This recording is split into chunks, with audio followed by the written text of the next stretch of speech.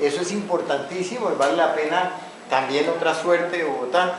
Venía en marcha un proyecto, un proceso que habían iniciado las Naciones Unidas, que se llama el PRIC, Plan Regional de Integración en torno al Cambio Climático.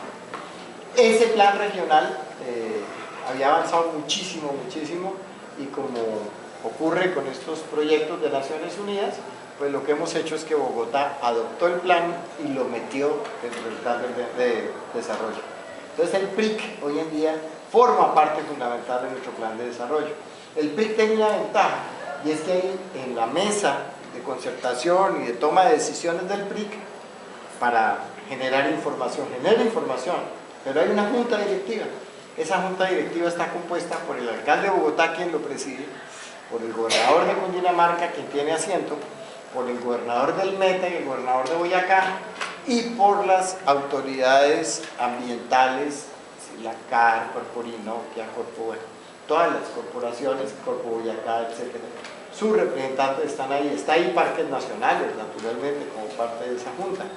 En fin, es una junta que sienta alrededor de 17 instituciones de diferente naturaleza y que facilita entonces y permite tomas de decisiones relativamente concertadas en torno de problemas concretos, pero que además se nutre permanentemente de la información que el mismo PRIC produce. Entonces el PRIC pues, ha venido produciendo información muy detallada, haciendo, quien haya leído a Nassim Taleb sabrá lo que implica el cisne negro, sabrá lo que implica tomar decisiones mirando el pasado para planear el futuro. Grave, es peligroso. Sin embargo, pues no tenemos un instrumento, no lo sabemos otro. Entonces lo que hace el PRIC fundamentalmente es ver procesos durante distintos periodos de tiempo y con base en eso hacer proyecciones sobre cuál va a ser el futuro y en qué momento vamos a tener que tomar las decisiones más grandes de los impactos de cambio climático sobre la ciudad. Entonces, esa primer eje se mueve en torno de eso, pero además se mueve en torno de otras ideas que son fundamentales, que discutimos muchísimo y que quedaron dentro del plan como parte fundamental del plan. La primera tiene que ver con la concepción que hemos tenido de los ríos en nuestras ciudades. Y es que en nuestras ciudades concebimos los ríos como obstáculos, como alcantarillas, como problema. Inclusive, casi siempre que se habla del río Bogotá, quien se refiere habla del problema del río Bogotá. Y perdimos de vista dos elementos fundamentales. El primero, que el río es un sistema, no es un tubo, y que es un sistema que está compuesto por todos los elementos que él mismo y su dinámica articulan la cuenca. Y hacer esta explicación política a los ciudadanos de una ciudad, de un área de 12 millones de habitantes, no es fácil. Porque tenemos que explicarles en primer lugar que las decisiones y las acciones que se toman sobre los bosques que están en las laderas tienen implicaciones en el río. Que los humedales forman parte del sistema del río. Que los afluentes tienen sus propios sistemas que se articulan en ese sistema de sistemas que es el río.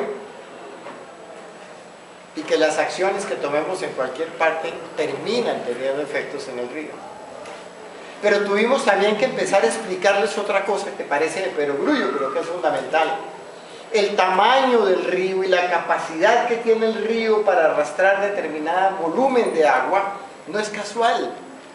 Es el producto de una relación que la naturaleza convirtió en ese cauce debido a la cantidad de agua que se produce en la cuenca y de las características geológicas de los suelos, de la vegetación de esa zona que permiten cuánta cantidad de agua y qué volumen llega en los determinados periodos hasta el río.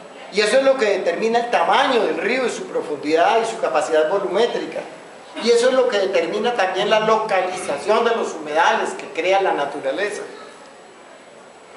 Lo interesante de pensar eso y de ver ese sistema es empezar a explicar que si yo disminuyo el tiempo de llegada de una gota de agua desde donde cae hasta el río, estoy convirtiéndole al río un problema que tenía resuelto su capacidad volumétrica en un problema muy grave, porque va a recibir muy rápidamente grandes cargas de agua. Pero además tengo aquí otro problema gravísimo. A Bogotá, el río Bogotá, entra a Bogotá en promedio con 4 metros cúbicos por segundo. Pero cuando lo soltamos en el Salto de Tequendama, allá en esa zona, sale con 14 metros cúbicos por segundo, 15 metros cúbicos por segundo. ¿Por qué? Porque le tenemos que sumar los 10 que traemos desde la cuenca del Orinoco, que pasan por la ciudad y llegan al río como aguas servidas, y que llegan de manera muy rápida. Entonces el río se va sobrecargando de manera impresionante en su propio cauce. Y eso genera problemas gravísimos. Es decir, esa concepción del río tenemos que pensarlo de otra manera y tendríamos que ver cómo combinábamos acciones de ingeniería con acciones de comprensión del funcionamiento de la naturaleza, para que la ingeniería se adapte a la naturaleza y a sus ciclos, y no al contrario, que siempre piense con una terrible arrogancia que es capaz de dominarla y transformarla en puntitos tan pequeños que naturalmente la naturaleza tiene la capacidad de arrasarlos apenas tiene oportunidad. Eso, hacerlo consciente y mostrarlo no es fácil, pero forma parte fundamental de nuestro plan de desarrollo de la ciudad de Bogotá y está introducido para tomar decisiones. Pero luego tuvimos otro problema en Bogotá que ustedes no se imaginan lo grave que es. Convertimos la ciudad en una ciudad amurallada. La mayoría de ustedes va a entenderme a qué me refiero. El río Bogotá atraviesa obviamente la cuenca prácticamente por la mitad y es uno de los límites de la ciudad. Es el límite occidental de la ciudad. Y obviamente el río va por ahí porque el drenaje natural de la ciudad llega hasta ahí. Es decir, en el pasado cuando llovía, pues el agua iba y se metía entre el río y por ahí salía.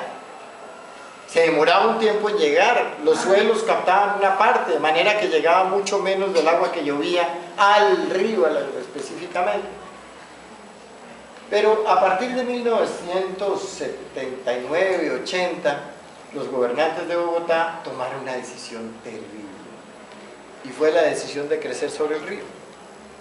Y para crecer sobre el río, lo único que se les ocurrió es que como el río no lo permitía, había que hacer dos cosas: secar los humedales en primer lugar y en segundo lugar aislar al río. Y para aislar al río le fuimos construyendo unas paredes, unos jarillones cada vez más altos, cada vez más altos. Hoy en día, en el área occidental, en el borde occidental de la ciudad, esos jarillones alcanzan a tener un promedio de 6 metros de altura. Es decir, son una verdadera muralla. Ustedes de cualquier parte de la ciudad no ven el río, sino ven la muralla. Y esa muralla trajo una consecuencia que hay que verla para creerla, y es que levantó el río.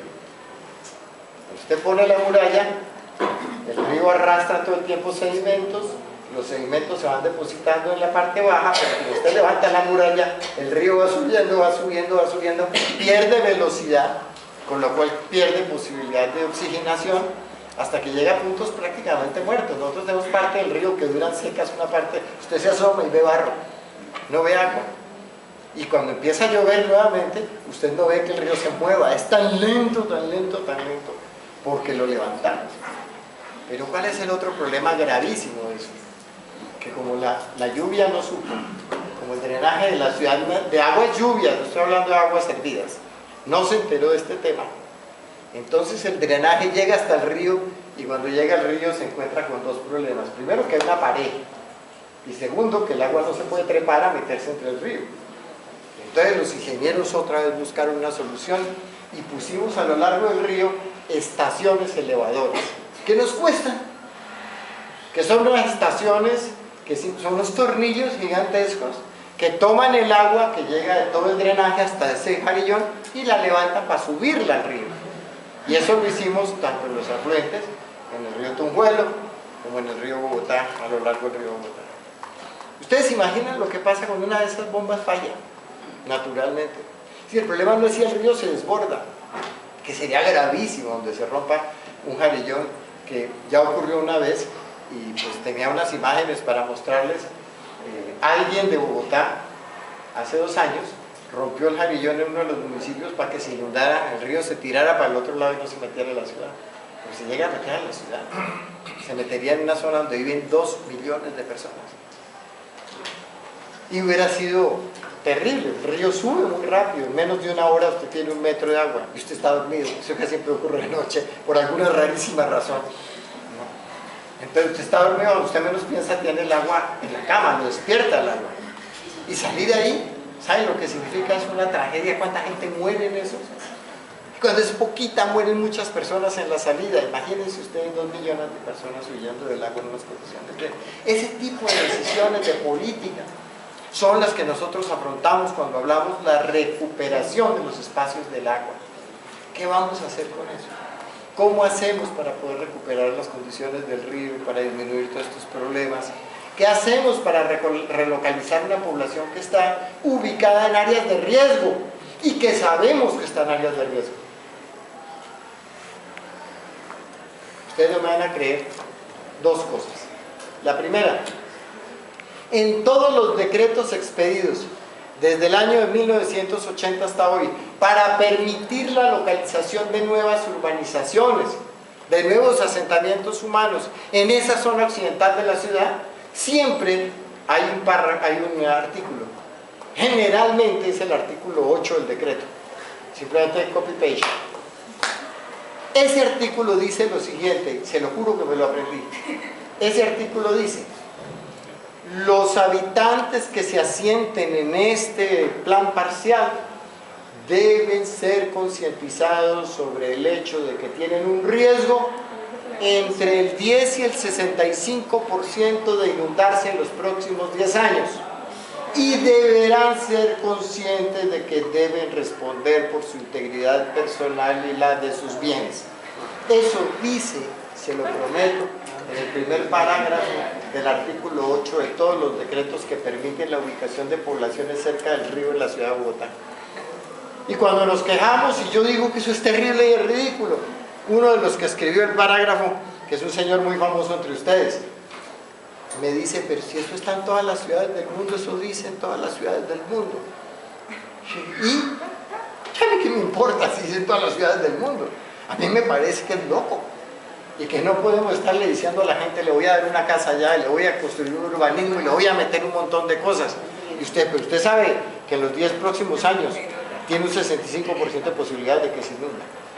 Y luego los otros 10 menos, y así sucesivamente. Pero ahora, ¿cómo se manifiesta el cambio climático? Con un aumento en la frecuencia y en la intensidad de las lluvias y de las secas. Entonces ahora tenemos periodos de lluvia mucho más intensos y también mucho más frecuentes. Y ya en Bogotá estamos enfrentando el tema.